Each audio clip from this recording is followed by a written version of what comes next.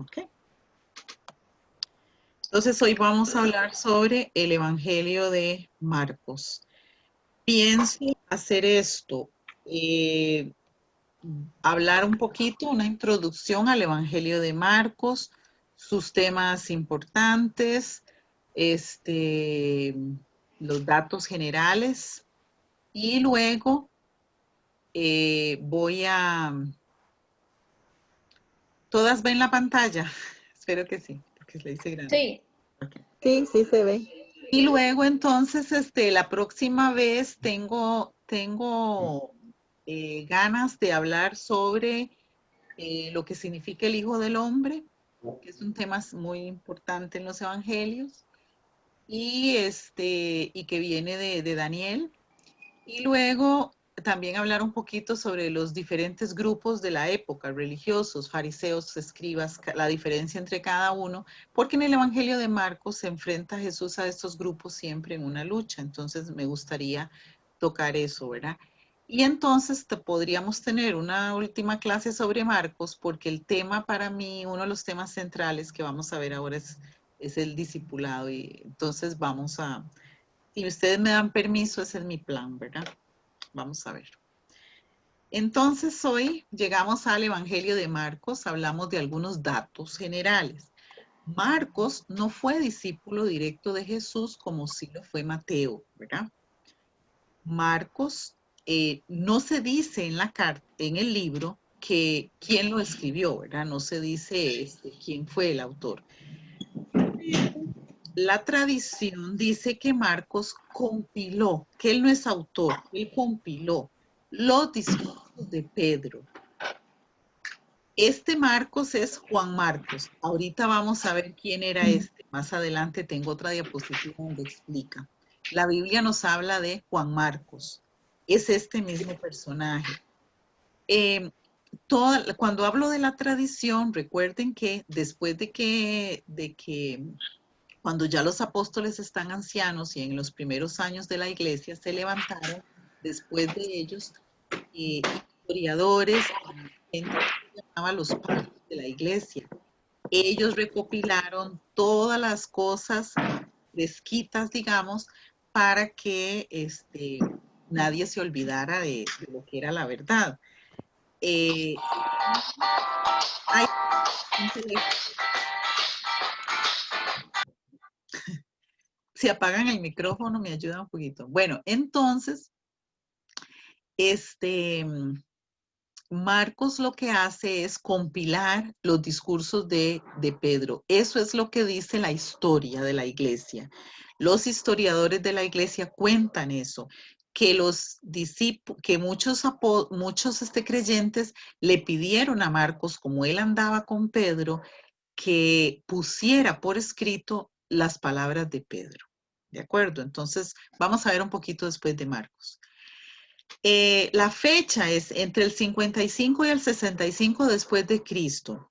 Eso tuvo que haber sido probablemente, bueno, no es una fecha exacta, ¿verdad? Y depende mucho también de dónde ubique uno el Evangelio de Mateo, porque si creemos que Marcos fue el primero de los evangelios y Mateo se escribió alrededor del año 60 o por ahí, entonces Marcos tiene que haberse escrito entre el 55 y el 60, pero la mayoría de los autores lo ponen entre estas fechas, ¿verdad? Ustedes saben que no hay una ciencia cierta para determinar una fecha, pero se consideran cosas aproximadas. Marcos es el más vívido de todos los evangelios. Tiene unas descripciones increíbles, unas palabras que describen las acciones como alguien que vio la cosa, que estuvo allí, que fue testigo, ¿verdad? De las acciones de Jesús. Entonces es vívido, pinta todo, ¿verdad?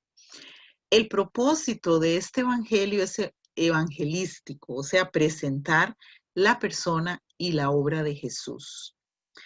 Y el final de Marcos muestra que la misma autoridad vista en Jesús a lo largo del libro se manifestará también en sus seguidores. Y eso, si ustedes leen el final de Marcos, entonces van a ver que termina con esa autoridad.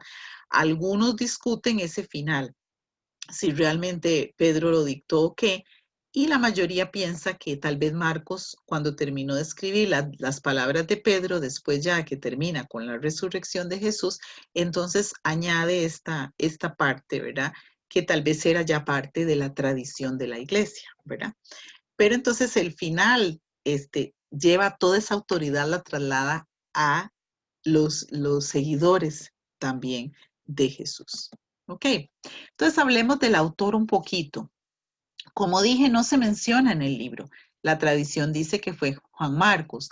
Él era descendiente de una familia cristiana de Jerusalén. Su mamá se llamaba María y era amiga de los apóstoles. Podemos leer unos versículos ahí en Hechos 12. Se dice que era, algunos dicen que era viuda, que tenía mucho dinero y que prestaba la casa, tenía un salón grande en la casa y lo prestaba para reuniones. Inclusive hay gente que ha dicho que el aposento alto era un salón de la casa, de una de las casas o de la casa de ella. Entonces, que ella prestaba este lugar para las reuniones de oración. En Hechos capítulo 12, vamos a ver. Ay, perdón, estoy en el 11. Hechos 12:12, cuando Pedro fue liberado de la cárcel, ¿verdad? Que él estaba antes en la cárcel. Dice que en el versículo 12 dice, habiendo considerado esto, llegó a casa de María, una vez que fue liberado de la cárcel, la madre de Juan, el que tenía por sobrenombre Marcos, donde muchos estaban reunidos orando. Entonces ahí vemos que se habla de Juan Marcos, ¿verdad? Y María se llamaba su madre. Probablemente dicen que era viuda porque no se menciona a su padre, ¿verdad? Entonces ella era la dueña, digamos, de la casa. Y ahí se reunían para orar, ¿verdad? Entonces, eso es un dato que nos da Hechos. Juan Marcos era primo de Bernabé y ayudante de Pablo y Bernabé. En Hechos 11:30, devolviéndonos un poquito, vamos a ver si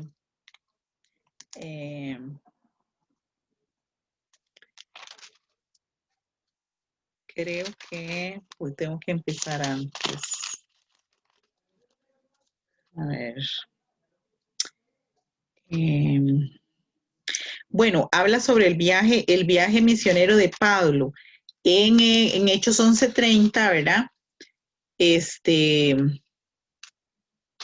Vamos a ver.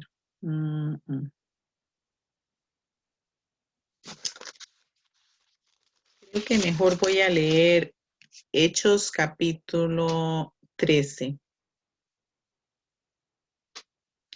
Hechos capítulo 13. Dice Hechos capítulo 13, no voy a leer el 30 porque ahí es donde termina, me equivoqué ahí creo en la fecha, en la cita. Entonces, voy a leer Hechos 13, versículo 5. Y llegados a Salamina, anunciaban la palabra de Dios en las sinagogas de los judíos.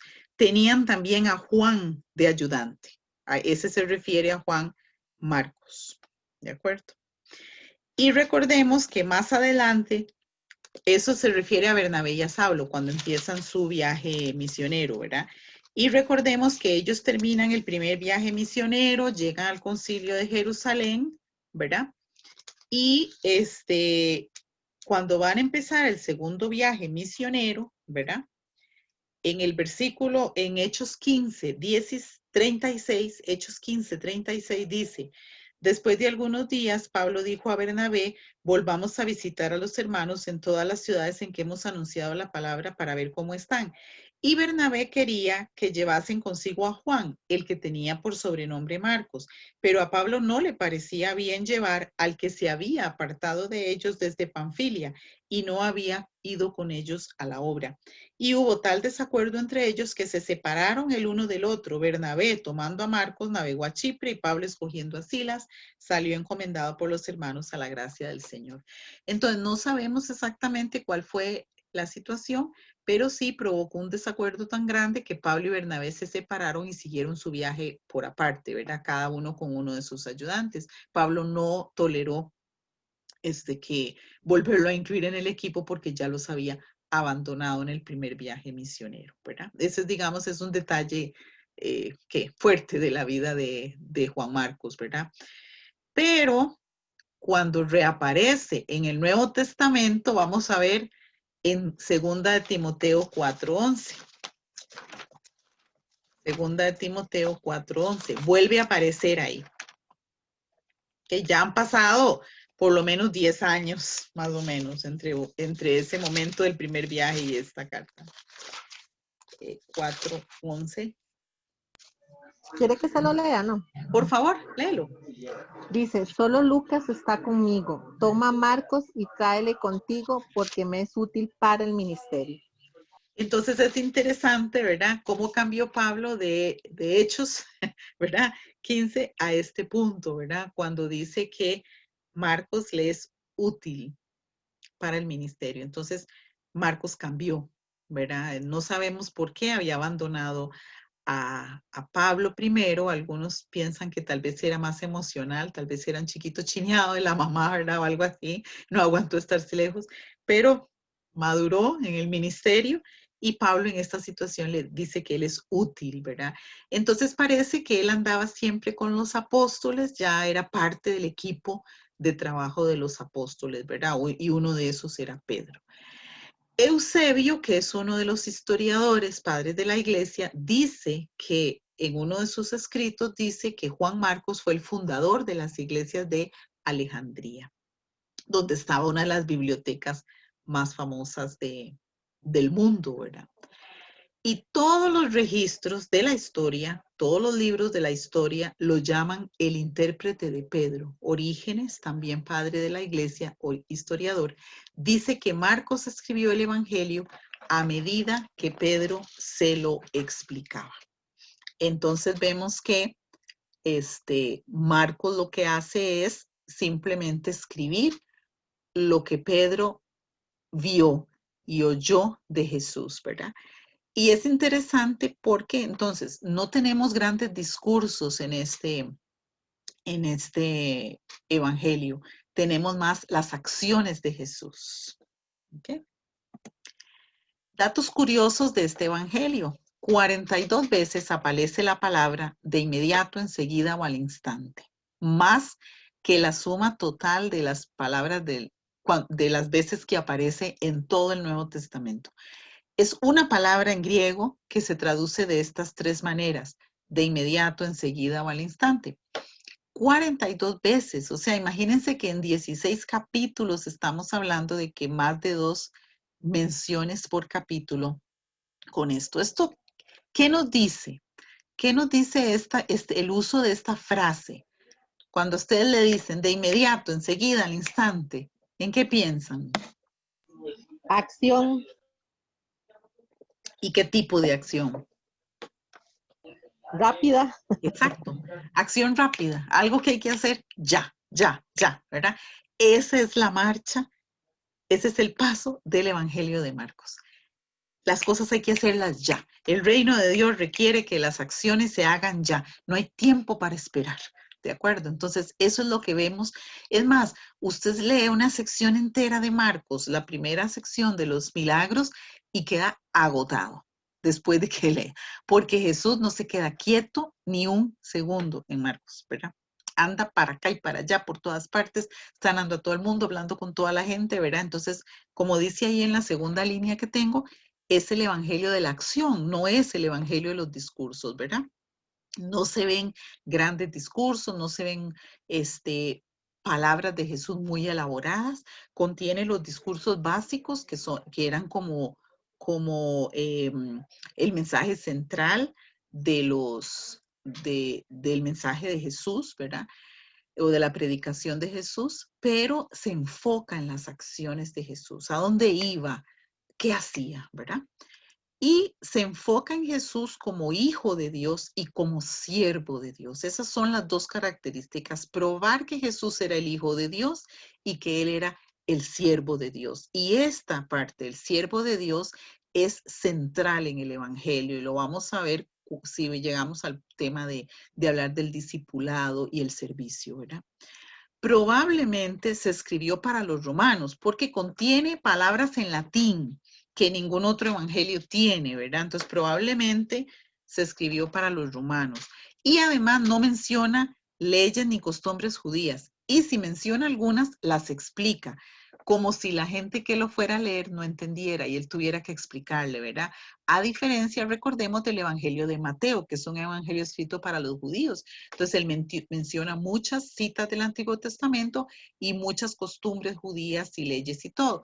Marcos menciona algunas y vamos a leer después algo de eso y entonces, si las menciona, las explica para que sus lectores entiendan, ¿verdad? ¿A qué se refieren? Porque entonces eso dice que sus lectores no eran judíos. ¿Ok? Marcos es el evangelio de las reacciones personales. Constantemente vamos a ver aquí cómo reacciona la gente a Jesús, a su mensaje y a sus acciones. Aquí voy a pedirles que me ayuden a leer. Hay alrededor de 23 referencias que mencionan estas reacciones personales. O sea, la gente siempre reacciona y evalúa a Jesús. ¿De acuerdo? No, la gente no se queda, eh, digamos, imparcial, ¿verdad? Toda la gente que se ve en el Evangelio de Marcos reacciona y evalúa a Jesús. ¿Este es el Hijo de Dios o no? ¿Qué es lo que está haciendo este? ¿Por qué está haciendo eso, verdad? Constantemente vamos a ver eso. Entonces, me ayudan a leer ahí las citas, porfa. 1.20. Le leo la primera, la 1. Sí, ¿Se la 1.27. A leo? ver, sí, porfa. Dice, y todos se asombraron de tal manera que discutían entre sí diciendo, ¿qué es esto? ¿Qué nueva doctrina es esta? ¿Con qué autoridad manda aún a los espíritus inmundos y le obedecen? Ajá, entonces ahí vemos la primera reacción de la gente, ¿verdad? ¿Qué es esto?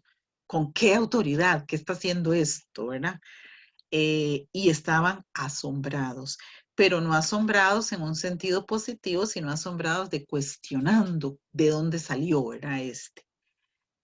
4:41, ¿Te lo leo? porfa. Ok. Dice, entonces temieron con gran temor y se decían el uno al otro, ¿quién es este que aún el viento y el mar le obedecen? Gracias. Entonces, llenos de miedo, ¿verdad? ¿Quién es este? ¿Verdad? ¿Qué es esto? ¿De dónde salió, verdad? ¿Quién es? Ok, 6:14. Leo, Karen, Porfa. dice, oyó el rey Herodes la fama de Jesús porque su nombre se había hecho notorio y dijo, Juan el Bautista ha resucitado de los muertos y por eso actúan en él estos poderes. Entonces ahí intrigado, ¿verdad? Estaba Herodes, pensó que Jesús era, que Juan el Bautista había reencarnado en Jesús, ¿verdad? Y estaba intrigado de dónde salía el poder de Jesús, ¿verdad? 7:37. Te lo leo. Sí, porfa. Dice, la gente estaba sumamente asombrada y decía, todo lo hace bien, hasta hace oír a los sordos y hablar a los mudos. Estaban atónitos, ¿verdad? O sea, ¿qué es esto? Todo lo hace bien, ¿verdad? Y hace inclusive hablar a los mudos y oír a los sordos, ¿verdad? ¿Qué es esta cosa, verdad? 14:1.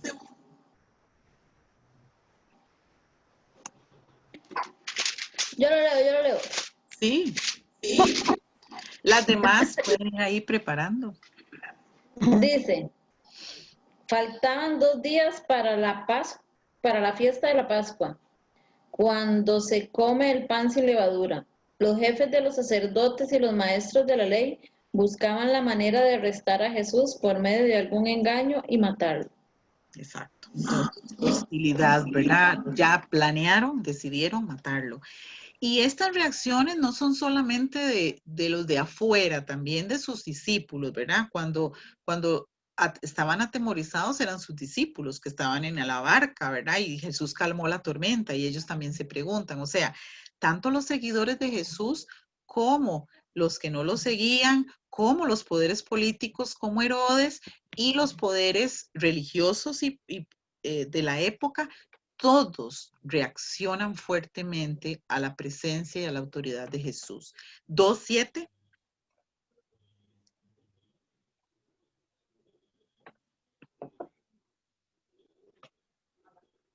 Se fueron.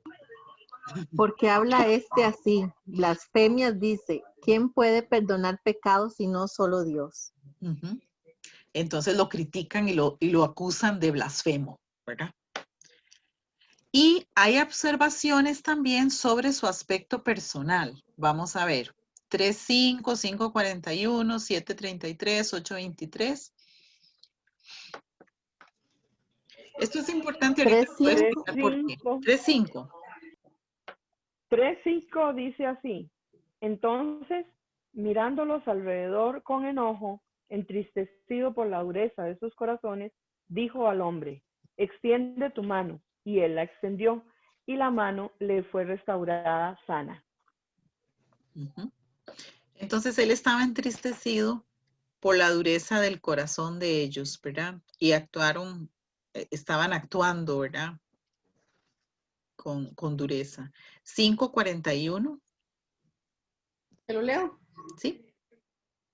Dice, y tomando la mano de la niña, le dijo, Talita Kumi, que traducido es, niña, a ti te digo, levántate. Uh-huh. Y ahí es cómo Jesús usa el contacto personal con la gente, ¿verdad? 7:33. Dice así, Jesús lo apartó de la multitud para estar a solas con él. Le puso los dedos en los oídos y le tocó la lengua con saliva. Uh-huh. Entonces vemos a Jesús tocando, ¿verdad? A alguien. 8:23. Entonces, tomando la mano del ciego, le sacó fuera de la aldea y escupiendo en sus ojos, le puso las manos encima y le preguntó si veía algo. Uh-huh. Entonces le puso las manos, ¿verdad? 9:27.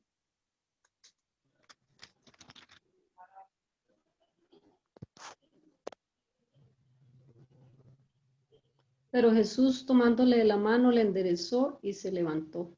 Uh-huh. Lo tomó de la mano. Y 10:16. ¿Lo leo? Sí, por favor. Y tomándolos en los brazos, poniendo las manos sobre ellos, los bendecía. Correcto. Entonces aquí en todos estos versículos vemos a un Jesús que está en contacto con la gente, un Jesús que se pone triste, un Jesús que aparta a la gente para estar a solas con él, ¿verdad? Un Jesús más personal que simplemente un Jesús. Debe haber puesto, bueno, un Jesús más personal es lo que quería decir aquí, ¿verdad? ¿Ok? Entonces, ¿cómo se divide el Evangelio de Marcos? Aquí puse 3 grandes partes y en la siguiente diapositiva voy a explicar las partes del centro.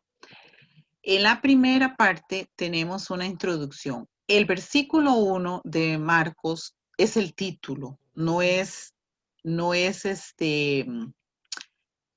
en sí el Evangelio. ¿Alguien puede leer Marcos 1:1, porfa?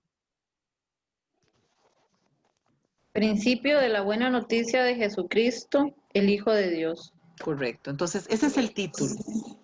El principio de la buena noticia o del Evangelio de Jesucristo, el Hijo de Dios. Y de primera entrada, Marcos lo llama así. ¿Notan algo diferente entre el principio de Marcos y el principio de Mateo?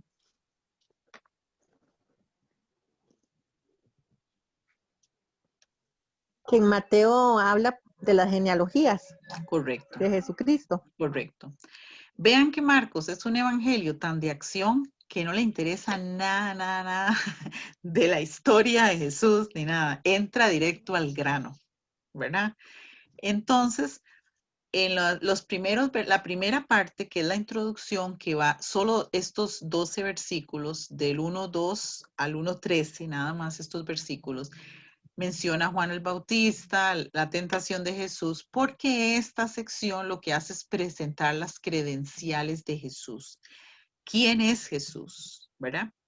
Nos dijo primero que era el Hijo de Dios, del que iba a hablar, pero ahora nos define quién es, ¿verdad? Sienta la base para lo que viene después, porque va a hablar de Jesús, de un Jesús que sana a los enfermos, que echa fuera demonios, etcétera, y lo que hace en estos primeros versículos es poner la base para decir de dónde viene esa autoridad que tiene Jesús.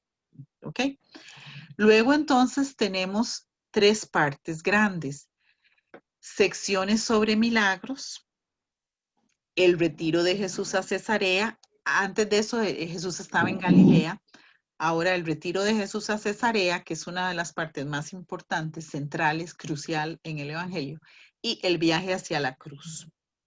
Esas 3 grandes secciones.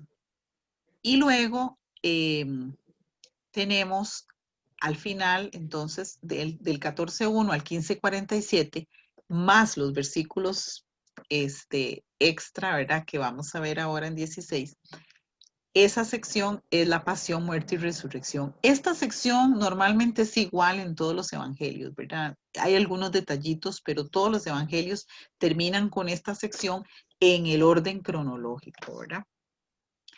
Y la introducción también, hay un orden cronológico en cuanto al bautismo de Juan, en cuanto a la tentación de Jesús, pero los demás evangelios no concuerdan todos en el centro, ¿verdad? Porque organizan diferente los milagros y todas las acciones, ¿ok? ¿Está bien? ¿Alguna pregunta? Muy bien. Ok. Entonces, tal vez, vamos a ver si tengo tiempito. Sí, tal vez. Voy a leer rápidamente la primera parte, la introducción. Esta parte me interesa porque la introducción de Marcos, los primeros versículos del 1:2 al 13.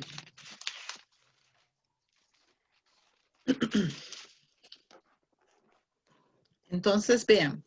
2. Como está escrito en Isaías el profeta, he aquí yo envío mi mensajero delante de tu faz, el cual preparará tu camino delante de ti. Voz del que clama en el desierto, preparad el camino del Señor, enderezad sus sendas. Bautizaba Juan en el desierto y predicaba el bautismo de arrepentimiento para perdón de pecados. Y salían a él toda la provincia de Judea y todos los de Jerusalén y eran bautizados por él en el río Jordán confesando sus pecados. Y Juan estaba vestido de pelo de camello y tenía un cinto de cuero alrededor de sus lomos y comía langostas y miel silvestre. Y predicaba diciendo, entonces, Juan es el primer testigo de quién es Jesús. Viene tras mí el que es más poderoso que yo, a quien no soy digno de desatar encorvado la correa de su calzado. Yo a la verdad os he bautizado con agua, pero él les bautizará con Espíritu Santo. Esta es la primera credencial de Jesús dada por Juan. ¿Cuál es la primera credencial? Él es más poderoso que yo y él los va a bautizar con Espíritu Santo.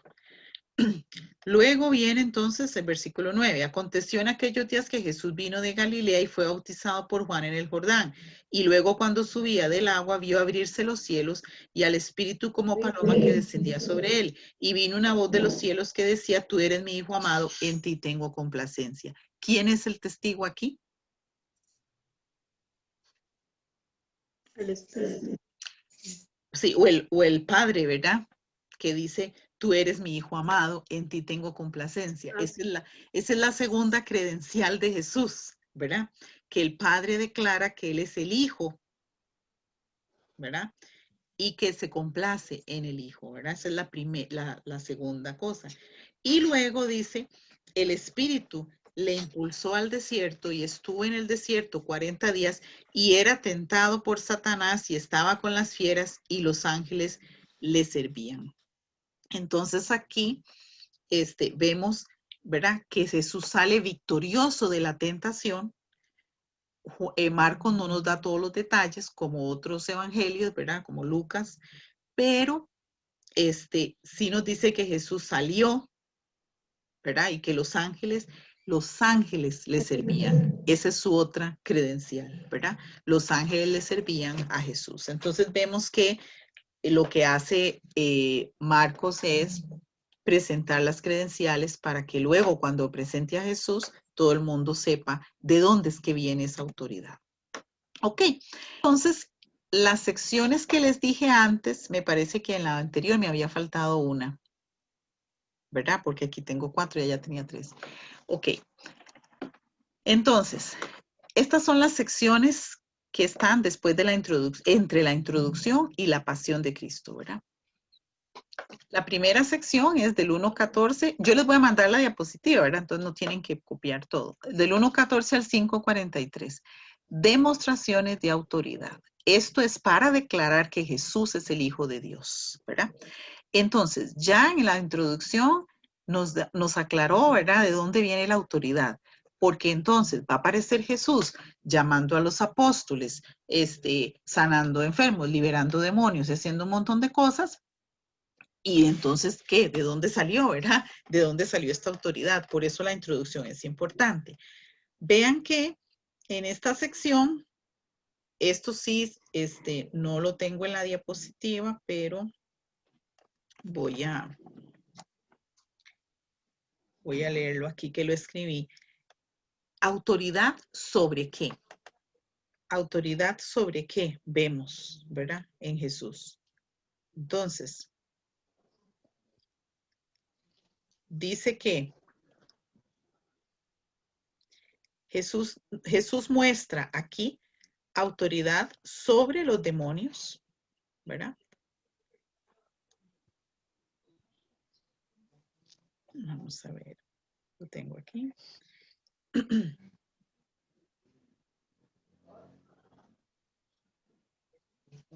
Okay, ya les voy a leer el versículo. Okay. Autoridad sobre los demonios, autoridad sobre... voy a primero darles un versículo. Vamos a ver.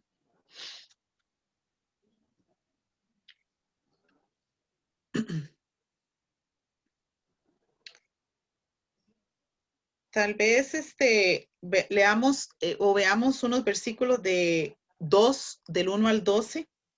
Marcos 2, del 1 al 12.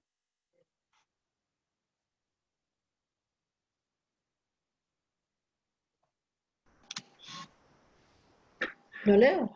Porfa. Algunos días después, Jesús volvió a entrar en Capernaum.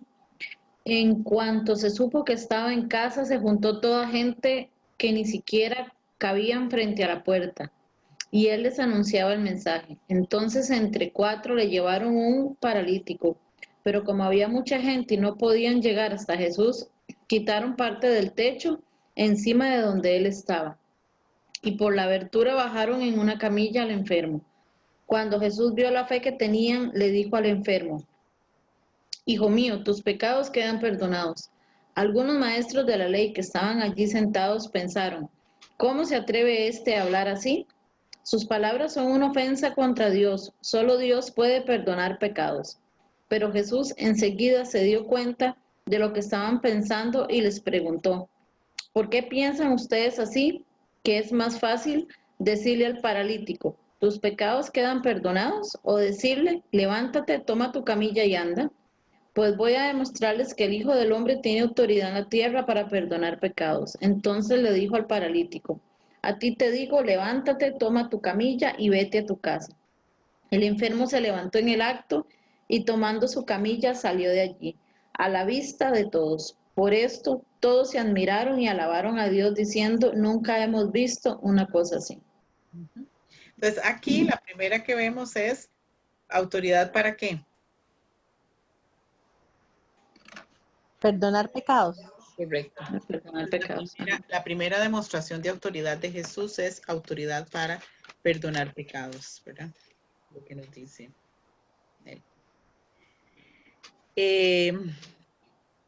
Bueno, me salté, ¿verdad? Vamos a ver en el capítulo 1, versículo 25. Estaba Jesús en, bueno, leamos 24 y 25 y 26. ¿Alguien nos lee, por favor? 1, 24, 25 y 26. Lo leo. Por favor. 1, 24, 25. Ok. Diciendo, ¿qué tienes con nosotros, Jesús Nazareno? ¿Has venido para destruirnos? Sé quién eres, el santo Dios. Sé quién eres, el santo de Dios. Pero Jesús le respondió diciendo, cállate y sal de él. Y el espíritu inmundo, sacudiéndolo con violencia y clamando a gran voz, salió de él. Entonces aquí vemos que Jesús tiene autoridad sobre ¿qué? Espíritus inmundos. Sobre demonios. Los demonios. Espíritus inmundos. Espíritus inmundos o demonios, exacto. Esa es la otra cosa. Vamos a en 2:23. Voy a seleccionar algunos del 23 al 28, ¿verdad?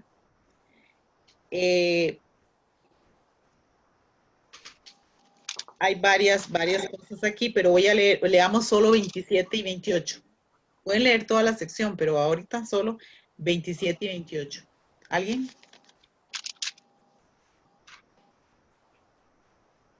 En el Entonces, capítulo 2. Sí. No, perdón. 2, ustedes pueden leer del 23 al 28, pero vamos a leer aquí solamente 27 y 28. 2, 27 y 28. Dice así. También les dijo, el día de reposo fue hecho por causa del hombre y no el hombre por causa del día de reposo. Por tanto, el Hijo del Hombre es Señor aún del día de reposo. Entonces, autoridad sobre ¿qué? Autoridad sobre. Sobre el tiempo. Ok, gracias. Pero específicamente sobre qué? Día del reposo. Sobre el Sobre sábado. el día de reposo. Autoridad sobre el sábado, sobre el día del reposo, ¿verdad? Eso tiene que ver con el señorío de Jesús, ¿verdad? Bueno, hay muchos pasajes más sobre los demonios también que vamos a ver después. Ahí ustedes pueden anotar, ¿verdad? En 3:11, 3:20 al 30 y 5 del 1 al 20. Ahí van a leer autoridad sobre los demonios también. Vamos a ver 4:35, capítulo 4, versículo 35.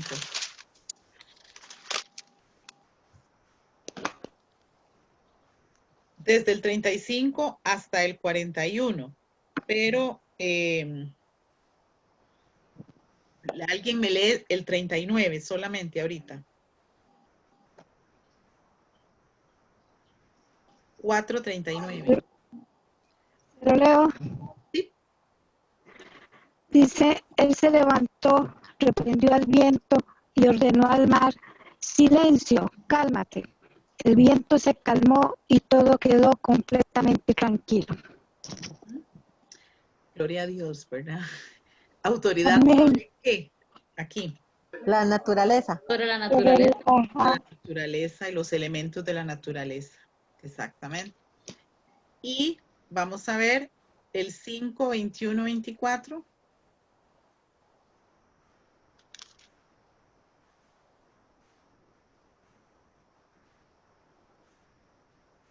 5, 21, 24, dice Vamos así, a- pasando otra vez Jesús. Sí, porfa. ¿Perdón? Sí, léelo, porfa. Ok.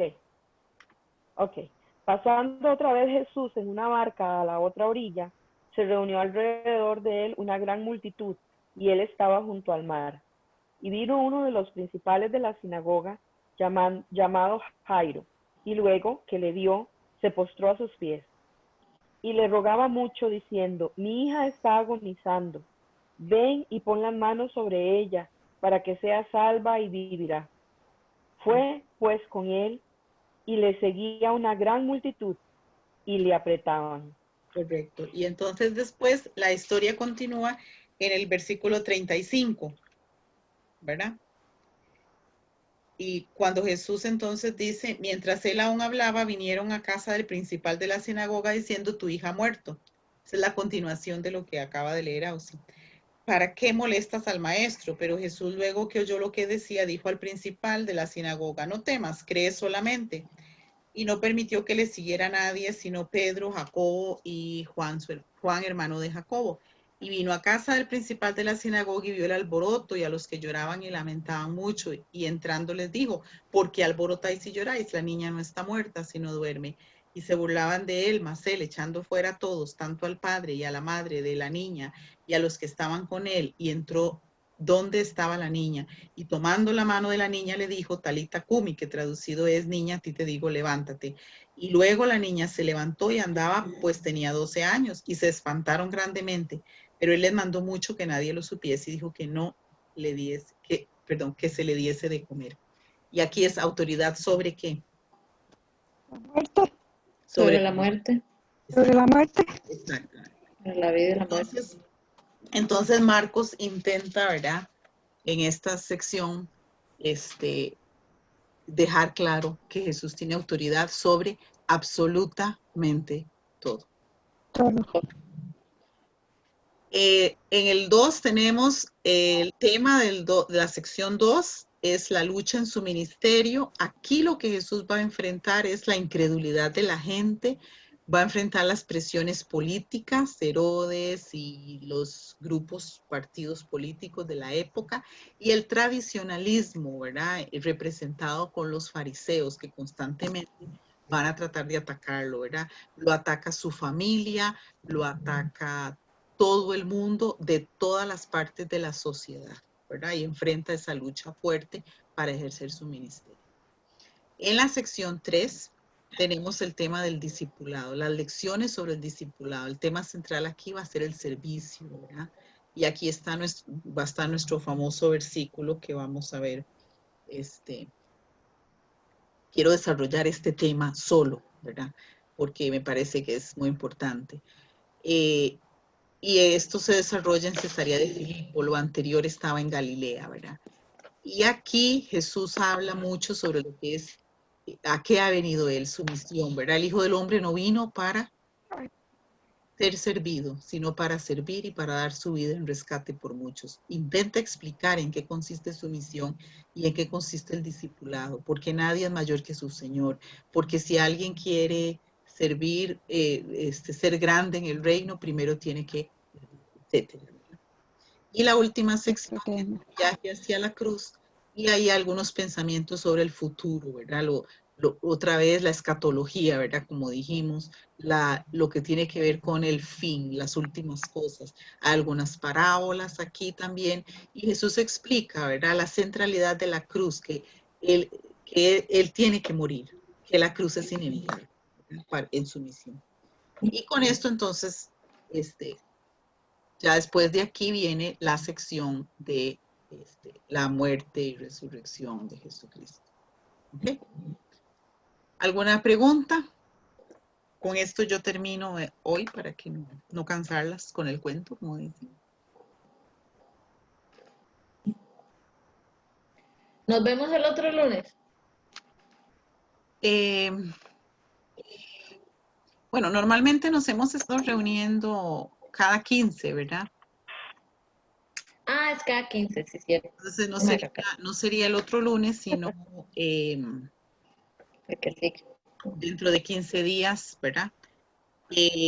Las animo a leer otra vez, leer las secciones, pueden marcar en su Biblia, ¿verdad? O en su Biblia de estudio, secciones de dónde a dónde va y todo eso. Leer. Ojalá de aquí a la próxima semana, a la próxima vez que nos encontremos, puedan leer todo el Evangelio, para que vean eso que les dije, ¿verdad? De lo que es inmediato, de enseguida, todo eso, ¿verdad? Y para que vean a Jesús actuando rápido y actuando todo el tiempo, ¿verdad? Haciendo algo. Entonces, no sé si tienen alguna pregunta o comentario. Si no. ¿Todo bien? Qué evangelio más hermoso, me encanta. Sí, para mí es de mis favoritos. Ok, entonces oremos y terminamos y les mando la presentación para que puedan, por si no se quedaron ahí perdidas. Ok. Señor, gracias por... Karen, Sí, perdón. Sí, doña. ¿dejaste alguna tarea? Es que por un momento me sacó del internet. Ah, no, les dije que leyeran todo el Evangelio de Marcos. Esa es la tarea. Ah, ok, perfecto. Que puedan ver Casi nada. las secciones, ¿verdad?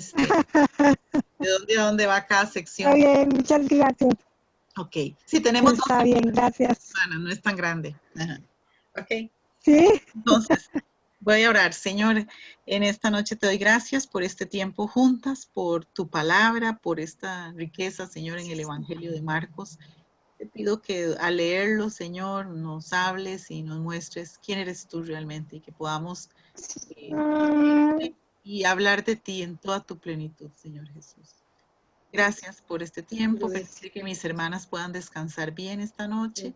Que nuestra próxima vez, Señor, podamos reunirnos para compartir la riqueza tuya por tu Espíritu, Padre. Gracias, Padre, en el nombre de Jesús. Amén. Amén. Amén. Bueno, Amén. Amén. entonces, Buenas Muchas noches, Karen. gracias. Muchísimas Que Dios me las gracias. bendiga a todas. Buenas noches. Amén. Buenas noches. Ay, Descansen. cuídense mucho. Chao.